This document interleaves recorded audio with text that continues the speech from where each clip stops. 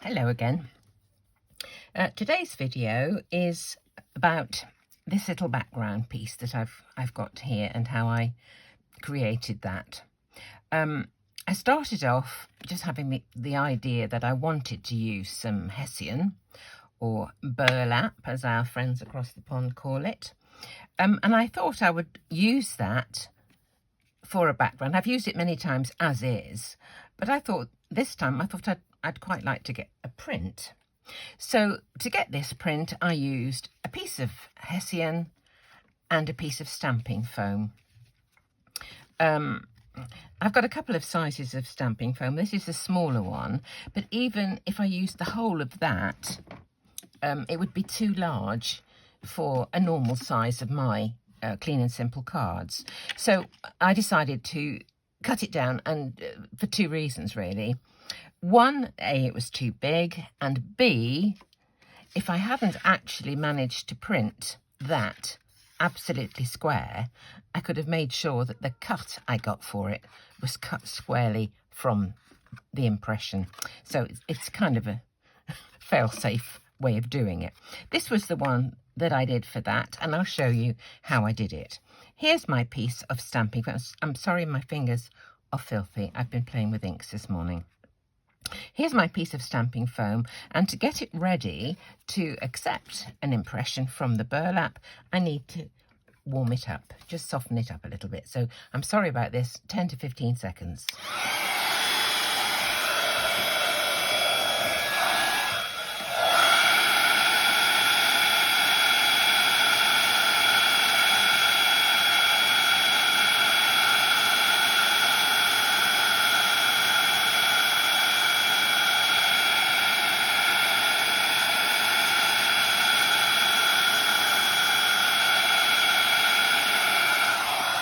Okay, let's try that now. Burlap on top, and I can see it's fairly straight. And now, using an acrylic block for pressure, I'm going to push it down into the stamping foam.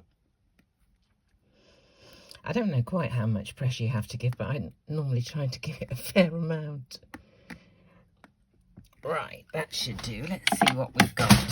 Whoops-a-daisy, there's my impression. Okay. That was a trimmer falling over. There we go. Right, now I'm going to add some colour. And the two colours I used, and I love this, I think it's such a subtle colour, pumice stone, distress oxide, and a little hint of hickory smoke. So the pumice stone, I'm going to just rub over the stamping foam, pretty much everywhere. Okay. Put that away, and now the distress oxide, I'm just going to put that in odd little places. Okay, mainly around the edges. That's enough of that. Now to activate it, I need to give it a spritz of water. So from a height, I always put too much, can't resist it. Right, there we go. Now here I believe I've got another piece of card. Let's just wave that away. Okay. And I'm going to pop this. There's a previous incarnation. Look, I tried pushing a key into the other side.